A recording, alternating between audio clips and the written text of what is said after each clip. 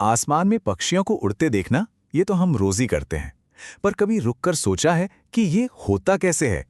ये कोई जादू नहीं है, ये तो कुदरत की इंजीनियरिंग का एक शानदार नमूना है। तो चलिए आज इसी रहस्य से पर्दा उठाते हैं। देखते हैं कि आखिर कैसे एक छोटा सा पक्षी ग्रेविटी जैसी इतनी बड़ी ताकत को मात देकर आसमान पर राज करता है। ये जो पक्षी है ना, ये असल में कुदरत की सबसे पहली और सबसे परफेक्ट फ्लाइंग मशीन है। और उनका शरीर, अरे उसका तो हर एक हिस्सा सिर्फ और सिर्फ एक ही काम के लिए बना है, और वो है उड़ान। तो शुरुआत कहाँ से करें? चलिए सबसे पहले उनके शरीर की बनावट को ही समझते हैं, क्योंकि उड़ान का सारा खेल यहीं से तो शुरू होता है। अब इसे आसानी से समझने के लिए हम इसे 3 हिस्सों में बांट लेते हैं। पहला, उनका एकदम हल्का फुल्का कंकाल। दूसरा, उनका वो आकार जो हवा को चीरता हुआ निकल जाता है। और तीसरा, उनकी जबरदस्त मांसपेशियां।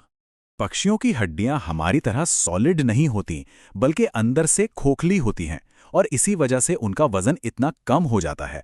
पर इसका मतलब ये नहीं कि वो कमजोर होती हैं, बिल्कुल नहीं। कई हड्डियां तो आपस में जुड़ जाती हैं, फ्यूज हो जाती हैं, ताकि उड़ान के दबाव को झेलने के लिए उन्हें जबरदस्त मजबूती मिल सके। ये डिजाइन कुछ जाना पहचाना सा लग रहा है ना? बिल्कुल, एक हवाई जहाज की तरह।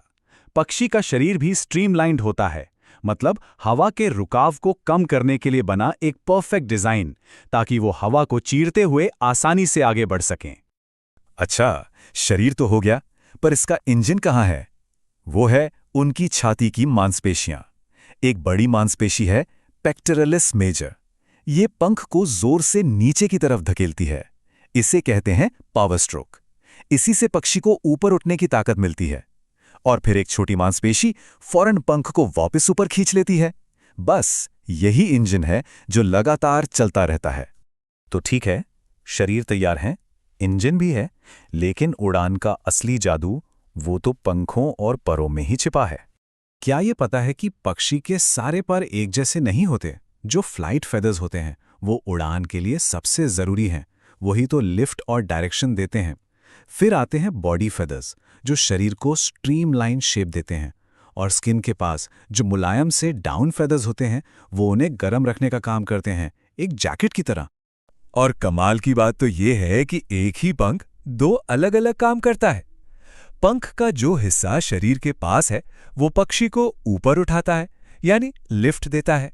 और जो बाहरी हिस्सा है वो आगे बढ़ने के लिए धक्का देता है, यानी थ्रस्ट। ये तो ऐसा हो गया जैसे हवाई जहाज का पंख और प्रोपेलर दोनों एक ही में। तो ये सब चीजें मिलकर काम कैसे करती हैं? देखिए, पक्षी सिर्फ एक ही तरीके से नहीं उड़ते। उनकी उड़ान के कई अलग अलग स्टाइल होते हैं। जरा एक हमिंग बर्ड के बारे में सोचिए, कैसे वो लगातार अपने पंख फड़फड़ाता रहता है। इसे कहते हैं एक्टिव फ्लाइट, जिसमें बहुत ज्यादा एनर्जी लगती है। और वहीं दूसरी तरफ एक बाज को देखिए, जो बिना पंख हिलाए आराम से हवा में तैरता रहता है। ये है पैसिव फ्लाइट, जिसमें एनर्जी बचती है। ग्लाइडिंग इसका सबसे खूबसूरत उदाहरण है। बड़े बड़े पक्षी बस अपने पंख फैला लेते हैं और ऊंचाई से धीरे धीरे नीचे की ओर फिसलते हैं, बिल्कुल वैसे ही जैसे कोई कागज का हवाई जहाज हवा में तैरता है। और छोटी चिड़ियां, वो तो एक और मजेदार टेक्निक इस्तेमाल करती हैं, जिसे कहते हैं बाउंडिंग फ्लाइट। इसमें वो कुछ देर पंख फड़फड़ाती हैं, फिर पंख बंद करके एक गोली की तरह आगे बढ़ती हैं। ये एनर्जी बचाने का एक बहुत ही स्मार्ट तरीका है। लेकिन बात सिर्फ शारीरिक बनावट की नहीं है, पक्षी दिमाग से भी बहुत स्मार्ट उड़ते हैं। वो एनर्जी बचाने के लिए ऐसी ऐसी रणनीतियां अपनाते हैं कि यकीन करना मुश्किल हो जाए। जैसे कि कुछ पक्षी थर्मल्स का इस्तेमाल करते हैं। ये क्या होते हैं? ये गर्म हवा के अदृश्य कॉलम होते हैं जो ऊपर की तरफ उठते हैं। पक्षी बस इन हवा के गोल गोल घेरों में घूमते रहते हैं और बिना पंख फड़फड़ाए हजारों फीट ऊपर चले जाते हैं। ये तो समझिए कुदरत का फ्री एलिवेटर है। और अब आते हैं उस सवाल पर जो हम सब ने कभी न कभी जरूर सोचा होगा कि ये जो प्रवासी पक्षी होते हैं वो हमेशा वी शेप बनाकर ही क्यों उड़ते हैं?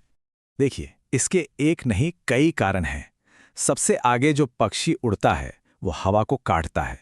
इससे उसके ठीक पीछे उड़ने वाले पक्षियों के लिए एक आसान रास्ता बन जाता है और उनकी खूब सारी एनर्जी बचती है। साथ ही इस फॉर्मेशन से वो एक दूसरे को देख पाते हैं और टकराने से बचते हैं। और सबसे अच्छी बात, जब लीडर थक जाता है तो दूसरा पक्षी आगे आकर उसकी जगह ले लेता है। कमाल का टीम वर्क है।